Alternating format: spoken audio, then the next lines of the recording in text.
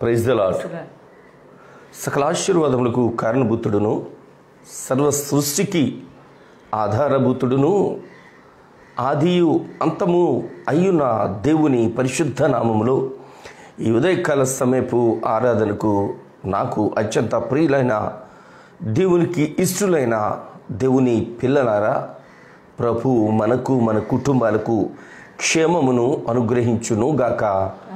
ఆమేన్. ఈ ఉదయకాల సమయపు వాక్య ధ్యానం కొరకు పరిశుద్ధుడు పరమాత్ముడు మన కొరకు పరమును విడిచి భూమికి అరుదించి తన యవ్వన ప్రాణమును మన కొరకు రక్తమును చిందించి విమోచించిన యేసు క్రీస్తు ప్రభువు వారి అతి శ్రేష్టమైన పరిశుద్ధ నామములో మీకును మీ కుటుంబాలకును నేనును నా ఇటువారు శుభకరమైనటువంటి ఆహ్వానాన్ని తెలియజేస్తుంటున్నాము. బాగున్నారు అని తలస్తుంటున్నాము. మీరంతా క్షేమంగా ఉండాలి అని ప్రార్థిస్తూ ఉన్నాము. దేవుని చిత్తమును ఎరుగుటకై ఈ ఉదయకాల సమయంలో వాక్య ధ్యానం కొరకు ఆయన పరిశుద్ధమైన పాదముల యొద్దకు వద్దాము, ప్రార్థిద్దాము, ప్రస్తుతిద్దాము, వాక్యమును ధ్యానిద్దాము, దైవ దీవెనలు అందుకుందాం. చాలామంది సహోదరులు లైవ్లోకి వస్తుంటున్నారు. వారి యొక్క అభిప్రాయాలు, వారికి ఉంటున్నటువంటి అవసరతలు కూడా మాతో పంచుకుంటున్నారు. అనేకమైనటువంటి అభినందనలు కూడా పంపిస్తుంటున్నారు. వారిని బట్టి, వారి కుటుంబాలను బట్టి నేను ఎంతగానో సంతోషిస్తూ ప్రభువును మరింతగా స్తుతిస్తూ అనేక మంది బిడ్డలు తదుపరి వాక్య ధ్యానమును చూచి వారు కూడా వాక్యమును ధ్యానించి దైవ దీవెనలు అందుకొని వారి సంతోషాన్ని మాతో షేర్ చేసుకుంటూ ఉన్నారు. వారిని బట్టి కూడాను ప్రభును నేను స్తుతిస్తూ ఉన్నాను. మరొకసారి ఈ ఉదయకాల వాక్య ధ్యానం కొరకు మనం ఆదికాండము అధ్యాయాలు ధ్యానం చేస్తూ ఉన్నాము. దయచేసి మీ దగ్గర ఉన్నటువంటి బైబిళ్ళు పట్టుకొని ప్రార్థనలో ఏకీభవించండి.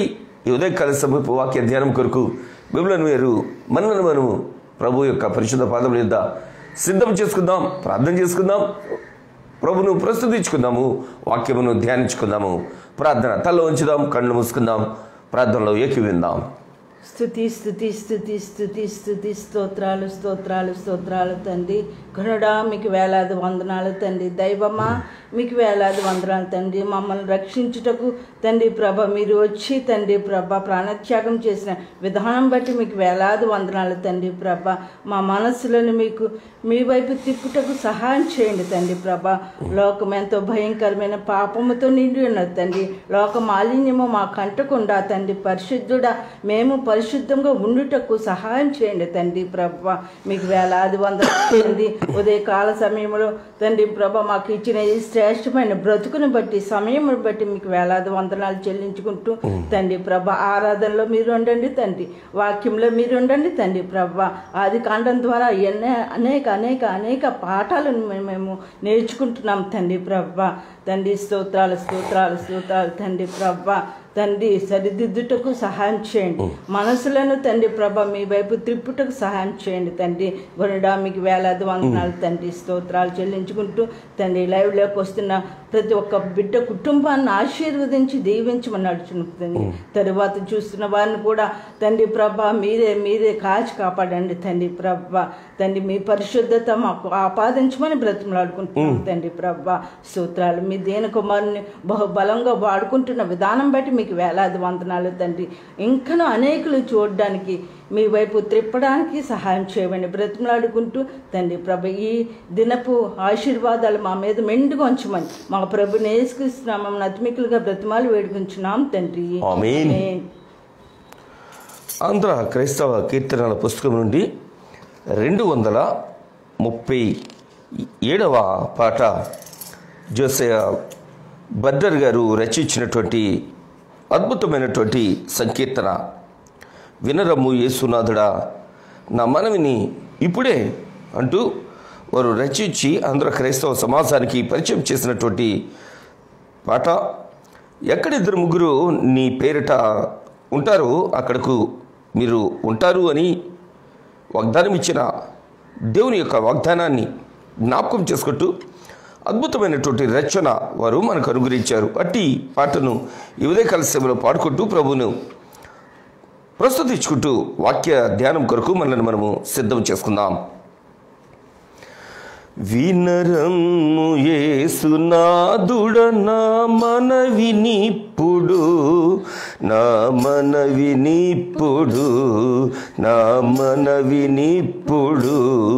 ఘనమైన నీదు నెనరుచి ననుగావు మెప్పుడు, ఘనమైన నీదు నెనరుచి ననుగావు మెప్పుడు.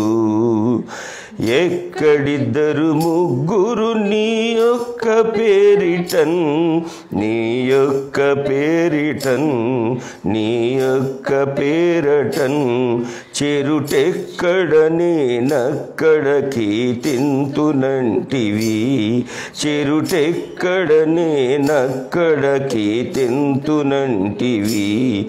మరి ఎవరు దిక్కు ధరణిలోన వేరు లేరుగా, మరి వేరు లేరుగా, మరి వేరు లేరుగా. దుర్నరులెల్లదెరవు దెల్పినావు నీవేగా, దుర్నరులనెల్లదెరవు దెల్పినావు నీవేగా. మరణమైతివా నా కొరకు సిల్వపై, నా కొరకు సిల్వపై, నా కొరకు సిల్వపై. నీ కరుణ కలిగెనెంతో ఈ దురాత్ముని నాపై, నీ కరుణ కలిగెనెంతో ఈ దురాత్ముని నాపై. వినరమ్ము యేసునాథుడ నా నా మనవినిప్పుడు, నా మనవినిప్పుడు. ఘనమైన నీదు నెనరుచి ననుగావు మెప్పుడు, ఘనమైన నీదు నెనరుచి ననుగావు మెప్పుడు. హల్లెలూయా.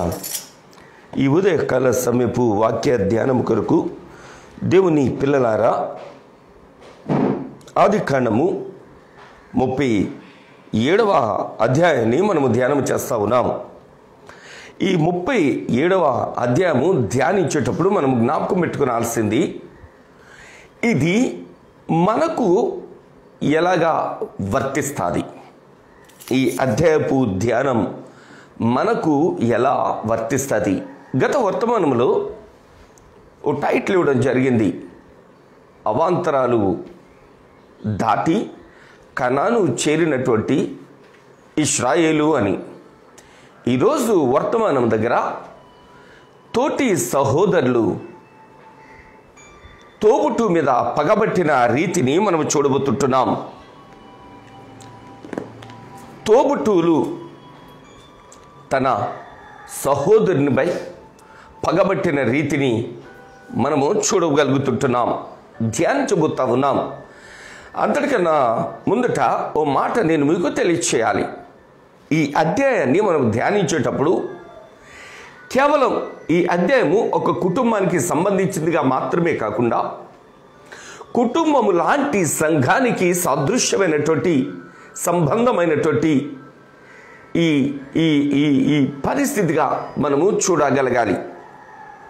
ఇక్కడ ఇశ్రాయేలు అని పేరు పెట్టబడినటువంటి యాకోబు గారు, ఒకవేళ నేను అంటాను ఒక దైవజనుడిగా భావిస్తే, ఆయనకు 12 మంది విశ్వాసులు ఉన్నారు.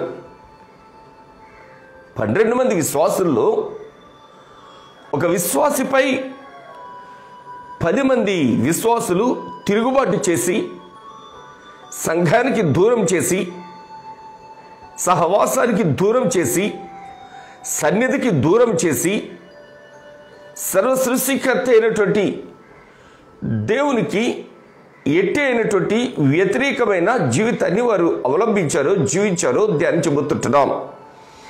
ఈ అధ్యాయము మనము ధ్యానించేటి ఈ దినం ఓ ప్రత్యేకత కూడా కలిగినటువంటి దినం. 10వ తేదీ 10వ నెల 2020 సంవత్సరము ఈ దినం. సో ఈ ప్రత్యేకమైనటువంటి దినాన్ని ప్రభు ప్రత్యేకంగా మనతో మాట్లాడబోతుంటున్నారు. చాలా మార్లు సంఘాలలో మనము కూడా ఇలాంటి సమస్యను ఎదుర్కొన్న వారమే. ఇంపార్టెన్సీ కోసం మనకు ప్రత్యేకత ఉండాలి అని తపనపడి తాపత్రయపడి సంఘంలో అనేక మార్లు దైవజనుల మీద కోపించి తోటి విశ్వాసులను మనము అసహించుకున్న వారం గాను, వారి ఎడల మనము వ్యతిరేకంగా మాట్లాడిన వారం గాను, వారి ఎడల ఏహ్యాభావము కలిగిన వారం గాను మన జీవితాలు చాలాసార్లు ఈ అనుభవాలు ఉన్నవారమే. అదే అంశాన్ని ఈ దినం ఈ ఉదయకాల సమయంలో మనం ధ్యానం చేయబోతుంటున్నాం. 37వ అధ్యాయము 4వ వచనం దగ్గరికి వద్దాం. అతని సహోదరులు తమ తండ్రి అతనిని తమ అందరికంటే ఎక్కువగా ప్రేమించుట చూచినప్పుడు వారు అతని మీద పగబట్టి అతని క్షేమ సమాచారమైనను అడగకపోయిరి. దేవుని పిల్లలారా, ఎవరు పగబట్టారు అంటే అతని సహోదరులు అని మనం చూస్తా ఉన్నాము.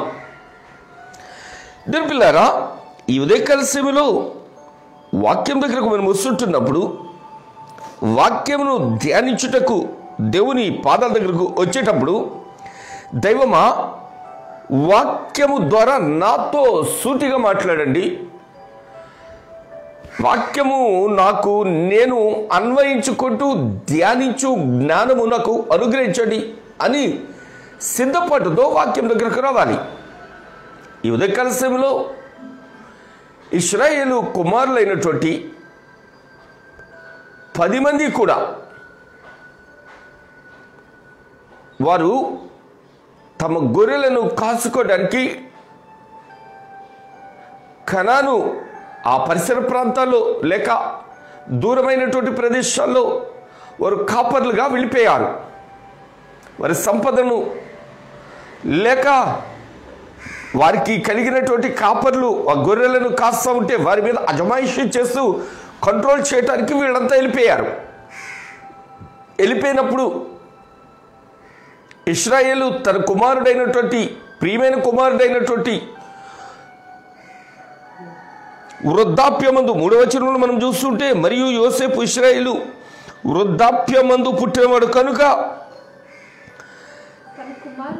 తమ కుమారులందరికంటే ఎక్కువగా అతన్ని ప్రేమించి అతని కొరకు విచిత్రమైన నిలువుటంగి కుట్టించెను అని మనం చూస్తూ ఉన్నాం. వృద్ధాప్యమందు పుట్టిన కుమారుడట యోసేపు. ఒకసారి మనం ఆలోచన చేస్తూ ఉంటే, అంతకన్నా చిన్నోడు ఉన్నాడు బెన్యామీను. రాహేలు తన ప్రాణం పోతుంటున్నప్పుడు ప్రాణం పోసుకుని పుట్టినవాడు బెన్యామీను. కానీ బెన్యామీను కన్నా ఆ చిన్నోడు కన్నా యోసేపు అంటే చాలా ఇష్టం.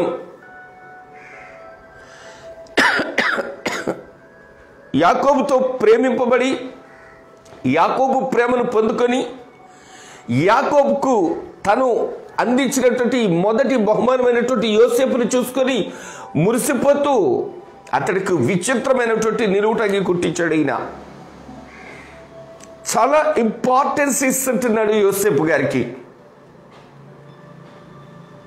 యోసేపు నెంబర్ 11 అనుకుందాం కాసేపు మనం. ఈ 11వ నెంబర్కి చాలా ప్రాధాన్యత ఇస్తుంటున్నారు ఇశ్రాయేలు గారు. కిట్టట్లేదు వాళ్లకు, మిగిలిన వాళ్ళు 10 మందికి కిట్టట్లేదు. ఏంటి వీడి ప్రత్యేకత? ఎందుకు వీడినే ఎక్కువ అంతగా ప్రేమిస్తుంటున్నాడైనా? అందరికీ బట్టలు గుట్టిస్తున్నాడు కానీ వాడికి విచిత్రమైన నిలువుటంగి గుట్టించాడు. చూస్తుంటే ఈర్ష్య వచ్చేస్తా ఉంది. ఈర్ష్య నుంచి ద్వేషం దగ్గరికి వచ్చారు, ద్వేషం దగ్గర నుంచి పగబట్టే పరిస్థితికి వచ్చారు. వారి క్షేమం కోరి వారి దగ్గరకు వచ్చినటువంటి యోసేపుపై పగబట్టినటువంటి వారిగా ఇక్కడ మనం చూస్తుంటున్నాం. చూద్దాం 4వ వచనంలో మనం చూస్తుంటున్నప్పుడు, అతని సహోదరులు తమ తండ్రి అతనిని తమ అందరికంటే ఎక్కువగా ప్రేమించుట చూచినప్పుడు వారు అతని మీద పగబట్టి, అందరికన్నా కాస్త ఎక్కువ కేర్ తీసుకుంటున్నాడు. పాప తండ్రి లేనుడు కదా, చిన్నోడు ఉన్నాడు అంటే వాడు చంటోడు. యోసేపుకు 17 సంవత్సరాలు వచ్చాయి. ఆ చంటోడు పెద్దమ్మ దగ్గర కొన్ని రోజులు ఉంటున్నాడు, పెద్దమ్మ దాది దగ్గర కొన్ని రోజులు ఉంటున్నాడు, తల్లి యొక్క దాది దగ్గర కొద్ది రోజులు ఉంటున్నాడు, లేక క్షమించాలి తల్లి యొక్క దాసి దగ్గర కొద్ది రోజులు, అట్లాగా కుటుంబాల్లో గడిపేస్తుంటున్నాడు. కానీ వీడికి ప్రాయం వచ్చింది యోసేపుకు. యవనస్తుడు కాస్త ఇంపార్టెన్స్ ఇచ్చారు, అది తట్టుకోలేకపోతుంటున్నాడు. మిగతా వాళ్ళు నిర్లక్ష్యం చేశాడు కానీ కాదు, అందరికి ఇవ్వాల్సిన ప్రాధాన్యత ఇస్తుంటున్నాడు. వీరికి ఒక ముద్ద ఎక్కువ పెట్టుంటాడు, లేకుంటే అందరూ చూస్తుంటుండగా వీడికి ఒక ముద్ద తినిపించుంటాడు. తట్టుకోలేకపోతుంటున్నారు. దేవుని పిల్లలారా, సంఘాల్లో జరుగుతున్నది ఇదే.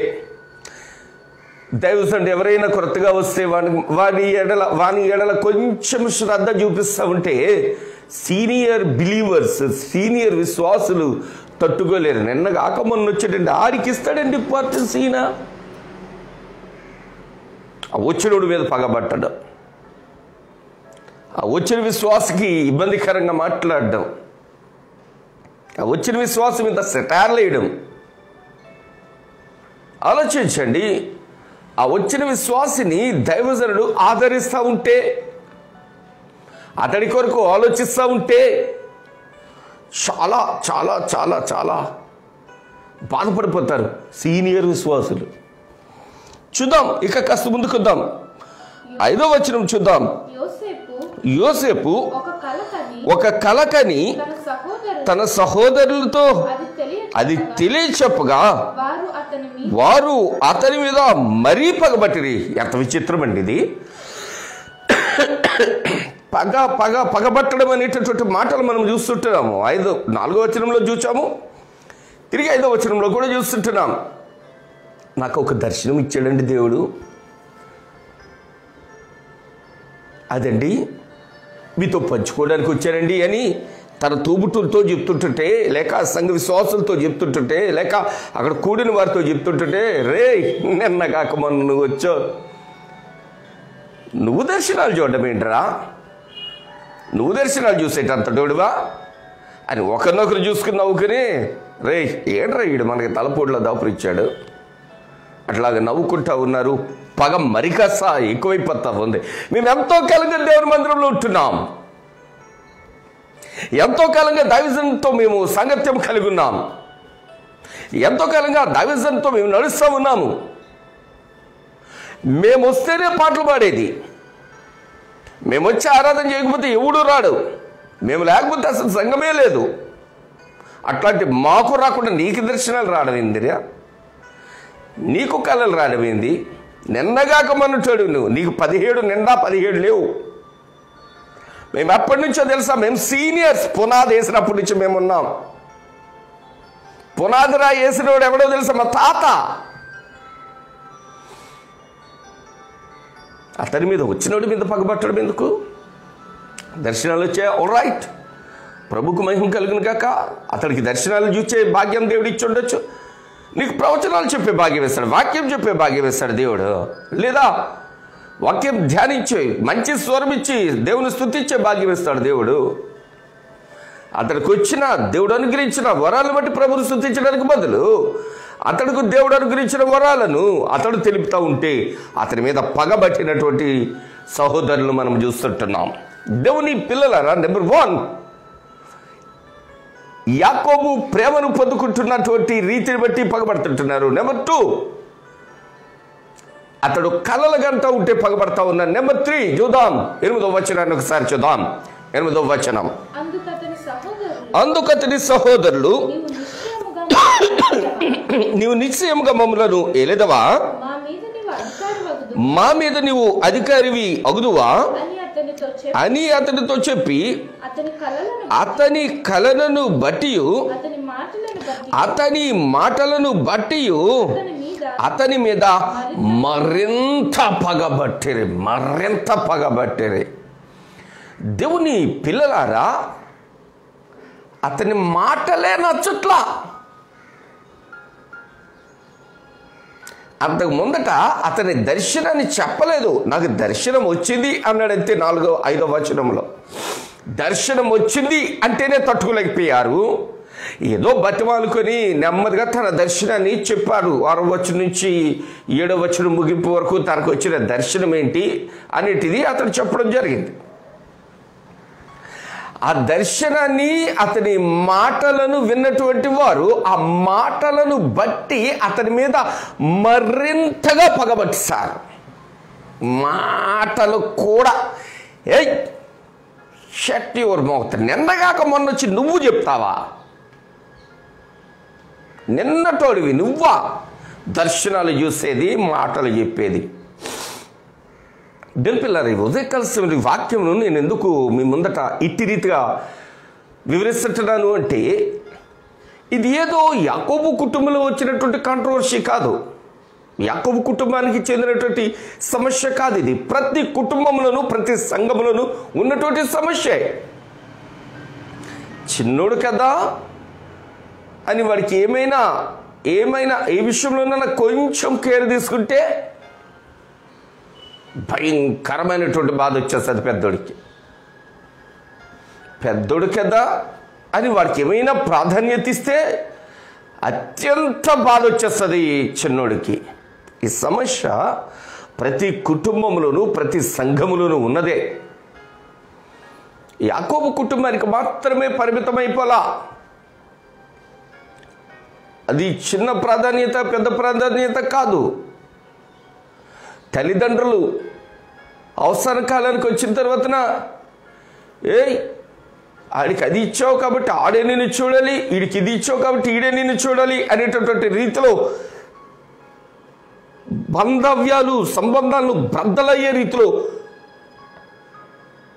కుటుంబంలో ఉన్నటువంటి బిడ్డలు ప్రవర్తిస్తూ ఉంటారు. నేనంటా ఉన్నాను ఈ ఉదయకాల సేవలో, పగబట్టడం అంటే ఇంతకు మించి కాదుగా.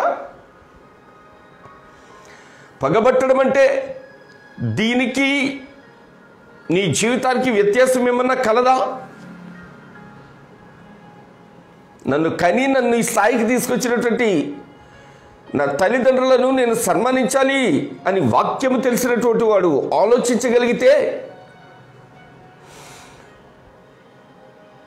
నా ఈ స్థితికి కారకమైనటువంటి నా తల్లిదండ్రులను నేను ప్రేమించాలి, నా సహోదరుని నేను ఆదరించాలి అని బైబిల్ పట్టుకుంటున్నటువంటి ప్రతి ఒక్కరు ఆలోచించగలిగితే సమాజపు పరిస్థితి మరో రీతిగా ఉంటుంది. అట్లాగా ఆలోచించట్లేదు. బైబిలే బ్రతుకే. వాక్యమే నీ బ్రతుకు, నీ జీవితం, నీ స్థితి లోకానుసారంగానే కనబడతా ఉంది. నాకు ఎరికైనటువంటి చాలామంది దైవజనులు కుటుంబాలు తమ తోబుట్టులను ఆదరించినటువంటి వ్యక్తులుగా, తన తల్లిదండ్రులను విడిచిపెట్టినటువంటి వ్యక్తులుగా అనేకులను నేను చూడడం తటస్థించింది. ఉదయకాల సమయంలో వాక్యం దగ్గర మనం చూస్తూ ఉంటే, యోసేపుకు కాస్త ప్రత్యేకంగా డ్రెస్ కుట్టించాడు ఆయన. అందుటిని బట్టి వీళ్ళకు చికాకు వచ్చేసింది. వాడంటేనే ఇష్టం, మేమంటే ఇష్టంలా. వాడికి ఆల్రెడీ 17 సంవత్సరాలు వచ్చాయంటే వీళ్ళకి ఎంత వయసు ఉంటుందండి? ఇష్టం లేకపోతే అంతకాలం ఎలా బ్రతికారండి వాళ్ళు? ఇష్టం లేకుండా అంతకాలం బట్టలు ఎలా వచ్చాయండి వాళ్ళకి? సో ఇక్కడ మనం ఆలోచన చేస్తుంటున్నప్పుడు వారికన్నను ఇతనిపై కొంచెము ఏదో ఒక సందర్భంలో బట్టల దగ్గర కాస్త ప్రత్యేకత ఇచ్చి ఉండొచ్చు కాక ఆయన. దానికి వీరు ఇరిటేట్ అయిపోతుంటున్నారు, కోపం తెచ్చేసుకుంటున్నారు. చివరకు ఎంతవరకు వెళ్ళిపోయారు, ఎంతగా దిగజారిపోయారు అంటే పగపట్టే అంతగా చూస్తుంటున్నాం. 6వ వచనం దగ్గరికి వచ్చినప్పుడు అతడు వారిని చూచి, నేను కనిన ఈ కలను మీరు దయచేసి వినండి. దేవుడు నాకు అనుగ్రహించిన దర్శనాన్ని మీతో షేర్ చేసుకోవాలనుకుంటున్నాను. దయచేసి నా కల వినరా, ఆ దర్శనాన్ని దయచేసి వినరా అని అతడు వారిని రిక్వెస్ట్ చేస్తూ ఉన్నాడు. రిక్వెస్ట్ చేసి తనకు వచ్చినటువంటి దర్శనాన్ని షేర్ చేసుకుంటున్నాడు. ఎట్టుంది అది? అదేమనగా మనము చేనులో పనలు కట్టుచుంటిమి, నా పన లేచి నిలిచి ఉండగా మీ పనలు నా పనను చుట్టుకొని నా పనకు ససాంగపడనని చెప్తుంటున్నాడు. ఏంటి కాలం వచ్చింది అంటే, మనము చేనిలో పనలను కడుతున్నాం. మనము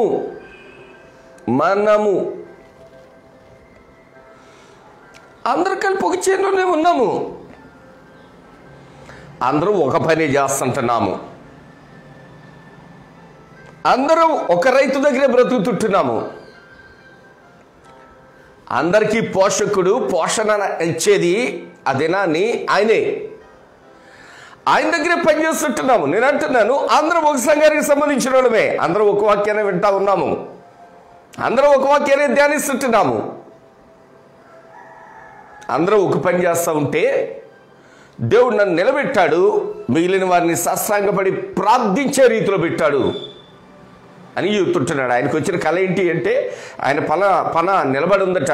పన అంటే కోత కోసిన తర్వాత కోసిన ఆ దుబ్బులన్నీ దిక్కుకి సమకూర్చి కట్టుకట్టి దానిని పన అంటారు.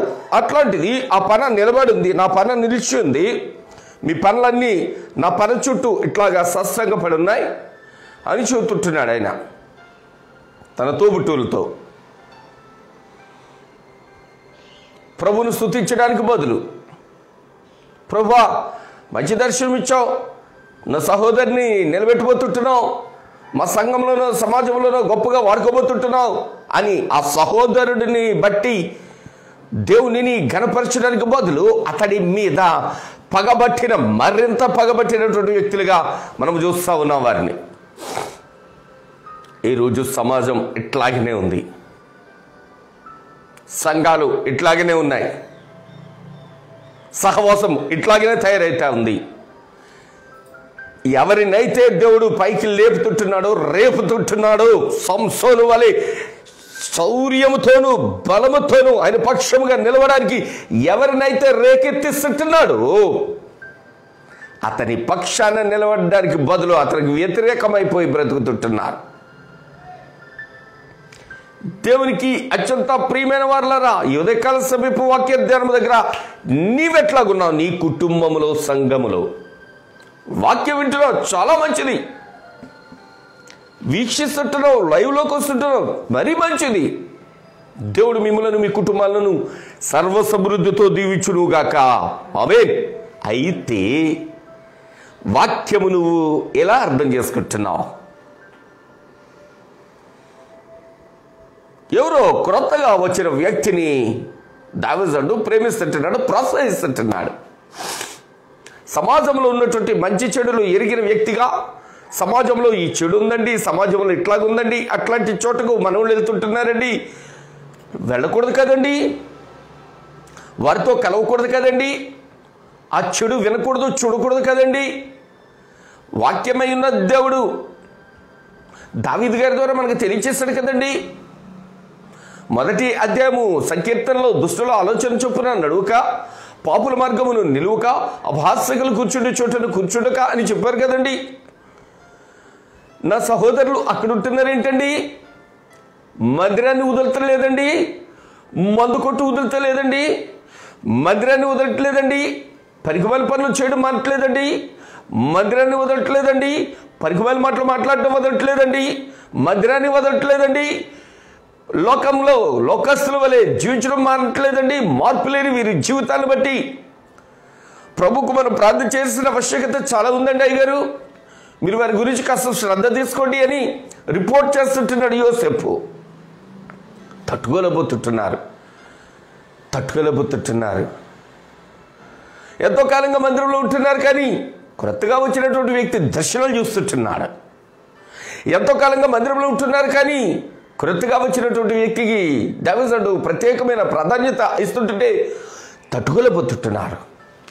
దేవునికి అత్యంత ప్రియమైన దేవుని పిల్లలారా, ఈరోజు నీ పరిస్థితి కుటుంబంలో ఎలా ఉంది, సంఘంలో ఎలా ఉంది, నిన్ను నీవు పరిశీలించుకొని పరీక్షించుకొని సరి చేసుకొని సరిదిద్దుకొని దేవుని దగ్గర రాగలిగితే కనుక ధన్యుడు. లేకుంటే నీవు దేవునికి దూరస్తుడు వేసుమా. మందిరంలో నీకు ప్రెసిడెంటో, వైస్ ప్రెసిడెంటో, సెక్రటరీయో, జాయింట్ సెక్రటరీయో, ట్రెజరరో మంచి పోస్ట్ ఉండొచ్చు కాక, నేను కాదు అని నేను అనదలుచుకోలేదు. పోస్ట్ వేరు, ప్రభు దగ్గర ప్రాధాన్యత వేరు. పోస్ట్ పాస్టర్ ఇవ్వచ్చు, సంఘం ఇవ్వచ్చు,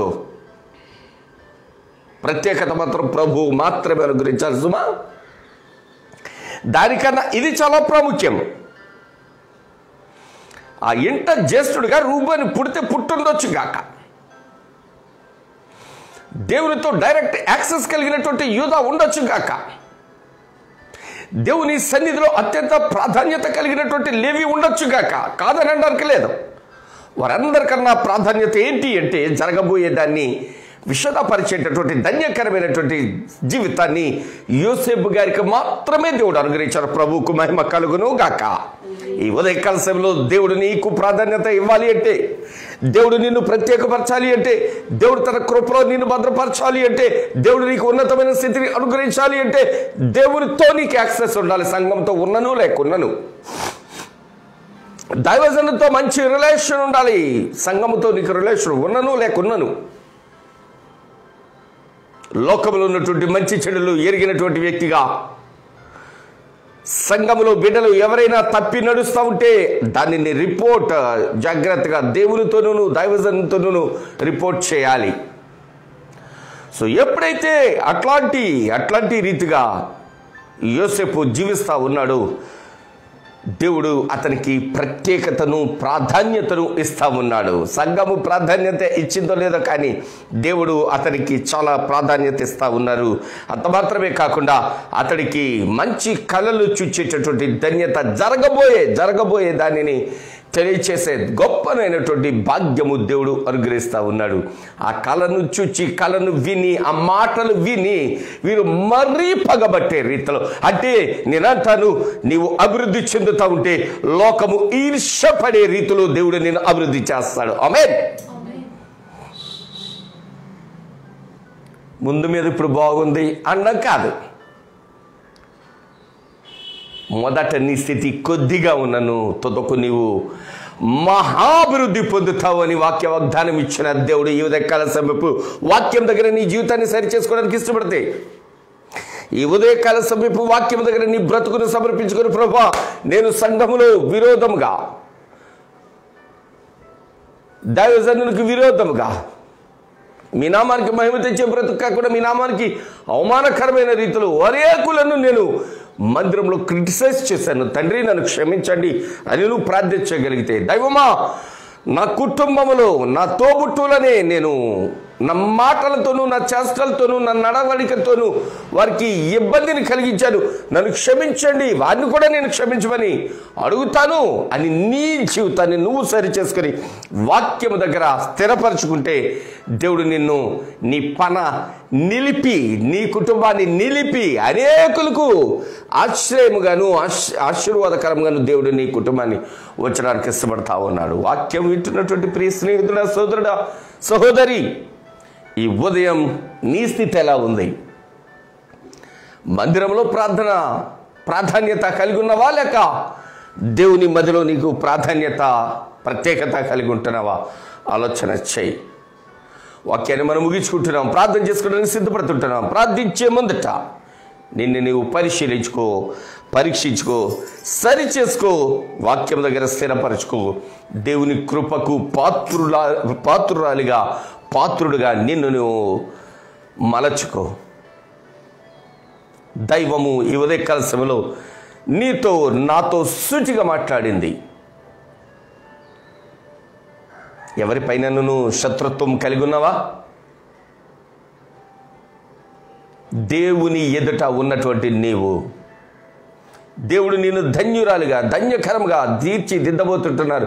ఉన్నతమైన పరిస్థితిని దేవుడు నీకు అనుగ్రహించబోతుంటున్నారు. అనేకులు పగబట్టినను కానీ దేవుడు యోసేపును విడిచిపెట్టలేదు. మనందరికీ తెలిసిన విషయమే. ఈ ఉదయం ప్రార్థన చేసుకుందాం. దైవమా, నేను అనేకులను ప్రోత్సహించు వానిగాను ప్రోత్సహించు దానిగాను నన్ను స్థిరపరచు ప్రభువా, మీ మహిమ కొరకు వినియోగించుకో ప్రభు అని చిన్న ప్రార్థన చేసుకుందాం. ప్రభు యొక్క పరిశుద్ధ పాదముల యొద్ద మనమేంటో మన స్థితి ఏదో ఆయనకు మాత్రమే తెలియచేద్దాం. ఎందుకని అంటే యోసేపు మంచి చెడులు ఎరిగి తన సహోదరులు చేస్తున్నటువంటి చెడును తండ్రికి ఇన్ఫార్మ్ చేస్తూ ఉన్నాడు. తండ్రిచే ప్రేమింపబడతా ఉన్నాడు. తండ్రిచే చక్కని బహుమానాలు నిలువుటంగి పొందినటువంటి వ్యక్తిగా, దైవ దర్శనాలు కలిగినటువంటి వ్యక్తిగా, అనేకుల క్షేమం కోరే వ్యక్తిగా, అనేకుల యొక్క క్షమాభివృద్ధి కొరకు పాటుపడే వ్యక్తిగా యోసేపు కనబడతా ఉన్నాడు. అందుకని అతని పన నిలబడింది. మిగిలిన వారి పనులు అతని పన దగ్గర సత్సంగం చేస్తుంటున్నాయి. దేవుడు నిన్ను కూడా నిలిచే పనగా వినియోగించుకోబోతుంటున్నాడు. నిలిచే పనగా ఉంటావా, సత్సంగపడే పనగా ఉంటావా తేల్చుకో. తల వచ్చి ప్రార్థన చేసుకుందాం. మిక్కిలి ప్రేమ కలిగిన మా ప్రియ పరలోకపు కన్న తండ్రి, మేము మీ కొరకు ఈ సమాజంలో గొప్ప సాక్షులుగా నిలిచే పనగా మమ్మలను నిలబెట్టండి ప్రభా. మీకు వందనాలు, స్తోత్రాలు, స్తుతులయ్యా. మేము నిలవాలి మీ కొరకు, మేము మాట్లాడాలి మీ కొరకు, మేము ప్రకటించాలి మిమ్మలను, మేము కలిగి ఉండాలి మిమ్మలను మాత్రమే. తండ్రి, ఈ ఉదయకాల సమయంలో ఇశ్రాయేలు చే ప్రేమింపబడినటువంటి యోసేపు అనేటటువంటి వ్యక్తిని మీరు ప్రేమించిన వ్యక్తిగా మాకు చూపించినందుకు వందనాలు. Yes Lord. అనేకులచే ద్వేషింపబడుతుంటున్నాడు, దూషింపబడుతుంటున్నాడు. కానీ మీ కొరకు నిలవడానికి తన యవ్వన ప్రాయాన్ని అతడు సమర్పించినందుకు వందనాలు ప్రభువా. తనను ద్వేషించే వ్యక్తుల దగ్గరకు తను క్షేమమును కనుగొనడానికి వస్తుంటున్న రీతికి వందనాలు చెల్లిస్తుంటున్నాం ప్రభువా. మీకు స్తుతులయ్యా, స్తోత్రాలయ్యా, వందనాలయ్యా. యోసేపు వలె మేము కూడా కుటుంబంలోనూ సంఘాల్లో కూడా నమ్మకత్వము మీ ఎడల భక్తిభావము కలిగి జీవించు భాగ్యము అనుగ్రహించమని అనుగ్రహిస్తారని ఉదయకాల సమయంలో వాక్యం వినిన బిడ్డల్లో వాక్యమును ధ్యానించబోతున్నటువంటి బిడ్డలో జన్మదినముల, వివాహ దినముల, శుభకార్యముల ఎంతమంది బిడ్డల జీవితాల్లో ఇటు శుభకరమైనటువంటి స్థితి కలిగి ఉంటున్నారు. వారిని, వారి కుటుంబాలను మీ దీవెలతోనూ మీ దివ్యాశీస్సులతోనూ నింపి బలపరిచి నడిపించండి ప్రభువా. రాజా, ఉదయకాల సేవలు మా బంధువులను, మిత్రులను, స్నేహితులను, ఆప్తులను, రక్త సంబంధికులను, తోబుట్టులను, ఆత్మీయులను, ఆత్మీయ దైవజనులను మీ దయగల చేతులకు అప్పగిస్తుంటున్నాము తండ్రి. కృపా క్షేమములను గ్రహించండి ప్రభువా. బలహీనులను బలపరచండియా, రోగులను స్వస్థపరచండి తండ్రి. ఆర్థిక సమస్యలతో ఇబ్బంది పడుతుంటున్న బిడ్డలకు మీ దివ్యాశీర్వాదము, మీ దివ్యాశీస్సులు ప్రసాదించమని ప్రాధేయపడుతుంటున్నాము నాన్న. రాజా, మీకు వందనాలు చెల్లిస్తూ ఈ ఉదయం ఎంతమంది బిడ్డలు మాతో కలిసి ఏకీభవించి లైవ్లో పాల్గొన్నారు, వారికి, వారి కుటుంబాలకు క్షేమమును, నిలిచే పన అనుభవమును అనుగ్రహించండి ప్రభువా. ఎంతమంది బిడ్డలు తదుపరి ఈ వర్తమానము వీక్షించబోతుంటున్నారు, వారు తిరిగి పరిశుద్ధ లేఖన భాగాలు పరిశోధించి మీ వాక్యం దగ్గర వారి జీవితాలు స్థిరపరచుకొని మీ వాక్యానుసారంగా జీవించు భాగ్యము మీ కృపాక్షేమములు వారికి అనుగ్రహించమని ఈ ఉదయం మిమ్మల్ని స్తుతించు భాగ్యము మాకు అనుగ్రహించినందుకు స్తోత్రాలు చెల్లిస్తూ రేపటి ఉదయకాల సమయపు పునరుత్థాన దినపు ఆరాధన కొరకు వేగిరమే మేము మీ పాదాల దగ్గరకు వచ్చి మిమ్మల్ని ఆరాధించు భాగ్యము, ఆత్మతోనూ సత్యముతోనూ ఆరాధించు భాగ్యము అనుగ్రహించమని అనుగ్రహిస్తారని యేసు క్రీస్తు ప్రభువు వారి అతి శ్రేష్టమైన పరిశుద్ధ నామములో ఈ మనవులు మీకు సమర్పించి ప్రార్థించి అడిగి వేడుకొని మీ నుండి ఆశీర్వదింపబడుతున్నాము తండ్రి. ఆమేన్. తండ్రి, కుమార, పరిశుద్ధాత్మ త్రియేక దేవుని దివ్యాశీర్వాదము మనకు, మన కుటుంబాలకు నిండుగా, మెండుగా, తోడుగా, నీడుగా, అండగా, దండిగా సమస్త విషయాల్లో తోడేయండి. ఆదరించి, ఆదుకుని, హక్కుని చేర్చుకుని ఆశీర్వదించును గాక. ఆమేన్, ఆమేన్, ఆమేన్. అందరికీ వందనాలు. దీని పిల్లరా, రేపు ఉదయకాల సమయపు పునరుత్థాన దినపు ఆరాధనకు 6 గంటలకి ఆయన పరమ పవిత్రమైన పాదముల యొద్దకు మిమ్మును మీ ఇంటి వారును ఆహ్వానిస్తా ఉన్నాము. దేవుడు మన కుటుంబాలను సర్వ సమృద్ధితో దీవించును గాక. Amen. May God bless you all.